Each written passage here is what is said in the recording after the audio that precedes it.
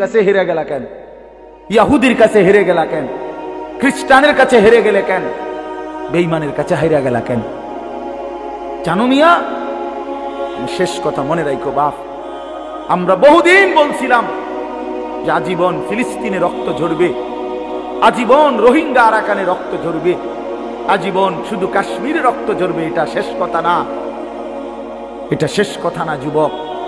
আজকে ইসকনের গুন্ডারা বাংলাদেশের জমিনে, ইসকন নামে এই হিন্দু সন্ত্রাসীরা, হিন্দু গুন্ডারা ইসকনের নাম করে বাংলাদেশের জমিনে প্রকাশ্য দিবালোকে 92% মুসলমানের বাংলাদেশে, যেখানে ফজরের আজানের ঘুম ভাঙে, যেই জমিনে লক্ষ লক্ষ কোরআন তিলাওয়াত হয়, যেখানে লাখ লাখ তালেবে ইলম আল্লাহর কোরআন মুখস্থ করে, যেখানে প্রতিদিন 5 ওয়াক্ত নামাজ হয়, আজান হয়, এই বাংলাদেশের সবুজ শ্যামল জমিনে প্রকাশ্য দিবালোকে ইসকনের হিন্দু বেঈমানরা, হিন্দু সন্ত্রাসীরা, উগ্রবাদীরা আমার বাংলাদেশের জলজ্জান্ত একজন অ্যাডভোকেট মুসলমানকে সাইফুল ইসলাম আলিফ নামে তারের প্রকাশ্য দিবালোকে জবাই করে ফেলছে, জবাই করে ফেলছে। জানো মিয়া, মোবাইল টিপো বইয়া বইয়া, মানুষের বেড়ি দেখো আর উলঙ্গ নাচ দেখো। মনে রাখো, আমি যদি আর কোনোদিন বলতে নাও পারি, একবারই বললাম, মনে রাখো ছেলেরা, দুশ্মন বুঝাই দিছে, সুযোগ পাইলে সে তোমারও ছাড়বে না, আমারও ছাড়বে না। বুঝছো নি বাপ? ওই অ্যাডভোকেট তো হুজুর না,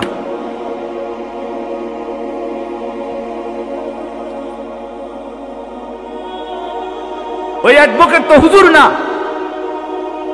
তাইলে ভাইয়া আমার, তোমরা যদি চরিত্রহীন হও, তোমরা যদি নামাজ না পড়ো, তোমরা যদি আল্লাহকে রাজি খুশি না করো, কেমন হবে ভাইয়া? বলো ভাই, ছেলেরা বলো আমার। আজকে আমরা এখানে এত 20 কোটির চাইতে মুসলমান, আমরা এত বিপুল জনগোষ্ঠী, আমরা মুসলমান, অথচ ভারতের বেঈমানরা আমাদেরকে আর কি আটা, আলু আলু, পেঁয়াজ, পেঁয়াজের ধমক দেয়, পেঁয়াজ বন্ধ করে দিবে, আলু বন্ধ করে দিবে। শোনেন নাই আপনারা? ইন্ডিয়ার বেঈমানরা বলছে মুসলমানের এই বাংলাদেশে আলু বন্ধ করে দিবে, পেঁয়াজ বন্ধ করে দিবে। পেঁয়াজ তার বাপের, হ্যাঁ, পেঁয়াজ মোদির আব্বার, কথা বলে না। আলু, আলু ইন্ডিয়ার আব্বা উৎপাদন করে। বেটা, তোদের ইন্ডিয়ার মানুষকে পেঁয়াজ আলু দেয় যিনি, তিনি তো আমাদের আল্লাহ। তোর কে বেঈমান? তোর কে? ও তো আমার আল্লাহ বেটা, আমার আল্লাহ তোদেরকে দেয়। আমার আল্লাহ যদি বন্ধ করে দেয়, তোর বাপেরই তোরে পেঁয়াজ দিব বেটা। তোদের পেঁয়াজই তো আমাদের মালিকের দয়ায়। হেরা আমগরে আমগরে টিটকারি মারে, টিটকারি মারে। ইন্ডিয়ায় চিকিৎসা নিতে দিবে না, আমরা বাংলাদেশে সব সিরা খাই বইয়া বইয়া।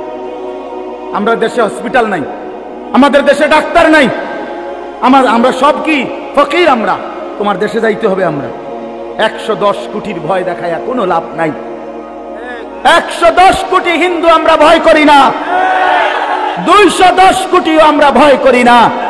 আমাদের শুধু একজন, আগেও একজন, এখনো একজন, আগামী তো আমাদের একজন, তিনি আল্লাহ। বলো যুবককে, আরো জোরে বলো যুবককে। দাঁড়াও নওজোয়ান, দাঁড়াও, বলো, স্লোগান দাও, আল্লাহু আকবার, আল্লাহু আকবার। বলো জওয়ান, জোরে বলো, জোরে বলো, জোরসে বলো, আরো জোরে বলো।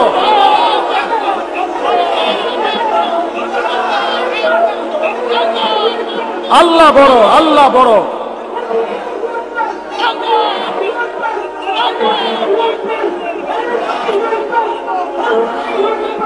বসো, বসো। আল্লাহ বড়, আল্লাহ বড়। এদেশ ইসকনের না, এদেশ মুসলমানের, এদেশ কোরআনের। আমরা আজান দিয়ে ঘুম থেকে জাগি, তোদের মতো বেঈমান ভ্যাঁ ভ্যাঁ করো, তোদের এসব ভ্যাঁ ভ্যাঁ শূন্য আমরা জাগি না। আমাদের জমিন আজানের জমিন, আমাদের জমিন কোরআনের জমিন, আমাদের জমিন ইসলামের জমিন। কোন বেঈমান যুবক তোমাদের কাছে আমার আমানত, হাইরা যাবা না মুসলমান। ইমানদার হারে না, ইমান মরে যায় না, ইমান মরে না। ইনশাআল্লাহ তোমরাই আগামী দিনের জন্য এই স্বাধীনতা সার্বভৌমত্বের বাংলাদেশের প্রতি ইঞ্চি জমিন হেফাজত করবা তোমরা ইনশাআল্লাহ। বলো ইনশাআল্লাহ। আমি আমানত দিলাম তোমাদের কাছে। কোনোভাবেই ওরা ধমক দেয়, ওরা আমাদের এই করে ফেলবে সেই করে ফেলবে। বেটা, এই পুরা উপমহাদেশ বাংলাদেশ, ভারত, পাকিস্তান পুরাটা 550 বছর এক টানা মুসলমানরা শাসন করেছে। কারে হুঙ্কার দাও? হ্যাঁ, কারে দাও? বেটা, 110 কোটি হিন্দু হয়ে গেছে, 130 কোটি হিন্দু হয়ে গেছে। কি হয়েছে বেটা? ইসলামের ইতিহাসে, পৃথিবীর ইতিহাসে মুসলমান কখনোই সংখ্যাগরিষ্ঠ ছিল না, মুসলমান কমই ছিল, কিন্তু বিজয় মুসলমানেরই হয়েছে। কোরআনে আছে, কাম মিন ফিআতিন কালিলাতিন গালাবাত ফিআতান কাসীরা। কম সংখ্যকই বিজয় লাভ করেছে অধিক সংখ্যকের উপরে। 60,000 কাফেরের মোকাবেলায় হযরত ওমর রাদিয়াল্লাহু তাআলা আনহু জামানায় ইয়ারমুকের তৃতীয় যুদ্ধে, আমরা নিজে কিতাবে পড়ছি ইতিহাসে, ইয়ারমুক একটা জায়গা আরবের, আরব দেশের অনেক দূরে, পারস্যের কাছে। 3 বার সেখানে খ্রিস্টান বাহিনীর সাথে মুসলমান সাহাবীদের যুদ্ধ হয়েছিল।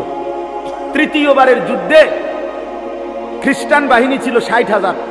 হযরত ওমর রাদিয়াল্লাহু তাআলা আনহু মদিনায় পরামর্শ বসছিলেন যে 60,000 কাফেরের মোকাবেলা কয়জন পাঠাবে সৈন্য। তখন সাহাবীরা পরামর্শ দিছে, কেউ বলছে 6,000, কেউ বলছে 3,000, এমনি এমনি বলতেছিল। সর্বশেষ ওমর রাদিয়াল্লাহু তাআলা আনহু হযরত খালিদ ইবনুল ওয়ালিদকে জিজ্ঞেস করছিল। উনি ছিলেন খালিদ, 60,000 দুশমনের মোকাবেলায় মদিনা থেকে কয়জন পাঠাইতাম? হযরত খালিদ ইবনুল ওয়ালিদ বলছে, আমিরুল মুমিনিন, একা খালিদকে পাঠাইলেই চলে, খালিদকে পাঠাইলেই চলবে। হযরত ওমর রাদিয়াল্লাহু তাআলা বলছে, বলো কি খালিদ, একাই চলবে? তুমি একাই যুদ্ধ করবা? বলো কি তুমি?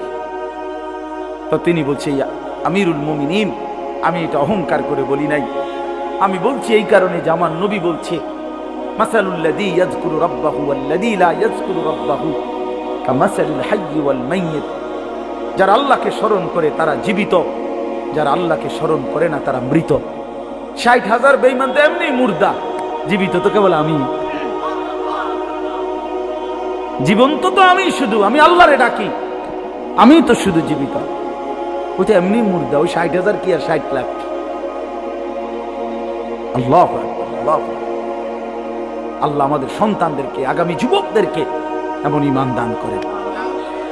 ইসলাম হারবে না ইনশাআল্লাহ, কোরআন হারবে না ইনশাআল্লাহ। দেখবা একদিন ইনশাআল্লাহ, তোমরা বাইচা থাকলে আল্লাহ তোমগরে হায়াত দারাজ করেন, দেখবা একদিন, শুনবা একদিন ফিলিস্তিন বিজয় হয়েছে, ইসরায়েলের কুত্তারা হাইরা গেছে ইনশাআল্লাহ। দেখো, শুনবা একদিন, শুনবা রোহিঙ্গা মুসলমানরা বিজয়ী, বার্মার কুত্তারা হেরে গেছে। একদিন শুনবা কাশ্মীর বিজয় হয়েছে, ভারতের আধিপত্যবাদ, পৌত্তলিকতাবাদ হেরে গেছে। শহীদ সাইফুল ইসলাম আলিফের রক্তের উপর ইনশাআল্লাহ ইসকন নিষিদ্ধ হবে, বাংলাদেশে কালেমার পতাকা উড়বে। এজন্য আগামী শুক্রবার সারা বাংলাদেশে আলহামদুলিল্লাহ প্রতিবাদ হচ্ছে ইসকনকে। আমরা সোজা কথা, আমরা শত শত বছর ধরে বাংলাদেশে হিন্দুরা আমাদের সাথে সহভাবে সমান সুন্দরভাবে বসবাস করছে। কোন হিন্দুর উপরে আমরা কোনোদিন জুলুম করি নাই, করছি আমরা কোন? এই জন্য আমাদের সাফ কথা, এদেশে হিন্দুরা থাকুক কোনো আপত্তি নাই, কিন্তু ইসকনের গুন্ডারা থাকতে পারবে না, ইসকনের সন্ত্রাসীরা থাকতে পারবে না। 5ই আগস্টের ফ্যাসিস্টের বিদায়ের পরে আমাদের মুসলমানের সন্তানরা তোদের মন্দির পাহারা দিছিল, এই মন্দির পাহারার বিনিময়ে এই দিলি কি রে বেটা? তোদের মন্দির পাহারা দিল আমাদের মুসলমান ছেলেরা, কত হুজুর, কত মাওলানা, কত তালেবে ইলম, কত জেনারেল ছেলেরা, বিনিময়ে তোরা আমার ভাইয়ের জবাই করে দিলি। এই ছিল বিনিময়, এটা প্রতিদান হলো। অতএব সাফ কথা, ইনশাআল্লাহ ইসকন থাকতে পারবে না। ওরা উগ্র, ওরা সন্ত্রাসী, ওরা হিন্দু সন্ত্রাসী, সাধারণ হিন্দুদের সাথে তাদের কোনো সম্পর্ক নাই।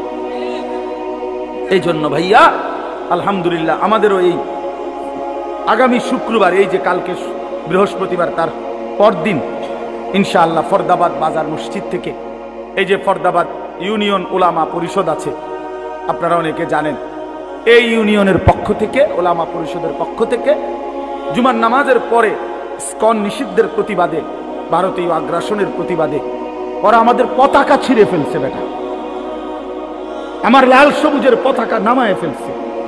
কত বড় বেঈমান! কার পতাকা নামাই দিবে? বাংলাদেশ কোনো বাফের দেশ? তাইলে অতএব এই উলামা মাশায়েখ, এই পরিষদের উদ্যোগে যে মিছিল হবে, বিক্ষোভ মিছিল, আমার অনুরোধ, তোমরা নওজোয়ান যারা এখন আসো সবাই ওয়াদা করো যে ইনশাআল্লাহ এই জুমা তোমরা এই মিছিলে যাইবা। বলো বলো ইনশাআল্লাহ। কি বারে? কি বারে? আবার বলো, আবার বলো, জোরসে বলো। হ্যাঁ, মাশাআল্লাহ।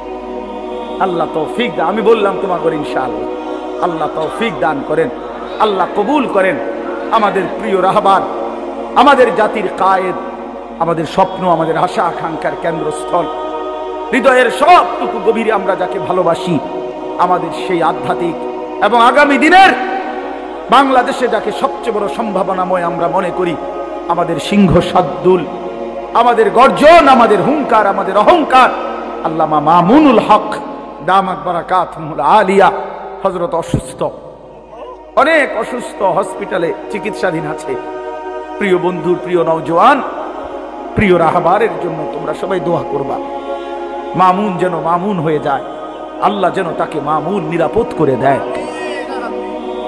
তার প্রতিটা আওয়াজ, তার প্রতিটা শব্দ, হুঙ্কার লাখো কোটি যুবকের কলিজা নাড়ায় ফেলে। তিনি যখন আওয়াজ করে তখন বাঘের গর্জন শোনা যায়। মামুনুল হক যখন দাঁড়ায় তখন মিছিল হয়ে যায়। মামুনুল হক যখন হাঁটতে থাকে তো লাখো মানুষের জমায়েত পিছনে ছুটতে থাকে। আল্লাহ তাআলা তাকে সিহতে আফিয়া দান করেন। আল্লাহ তাআলা আমাদের সবাইকে ঈমান ইসলামের জন্য কবুল করেন। জীবন তো একটাই, মরতেই হবে যখন, শহীদি মরণ দিও আমাকে। মরেই তো যাব বন্ধু, আল্লাহর জন্য জান দিয়ে যদি মরে যায় কোনো সমস্যা নেই, কোনো সমস্যা। আমার পুত্রের লগত আমি বোঝাপড়া করে লইছি, পুত্রের কইয়া রাখছি, গেলে গেছি আমি, কোনো অসুবিধা নাই বাপ। আগামী দিনে তুই লড়বি ইসলামের জন্য বেটা। আল্লাহ আমাদের প্রত্যেককে কবুল করেন, এই মাদ্রাসাকে কবুল করেন, এই মাদ্রাসার তামাম জরুরত আল্লাহ তাআলা পূরণ করে দেন। আমিন। সুবহানাল্লাহি ওয়া বিহামদিহি।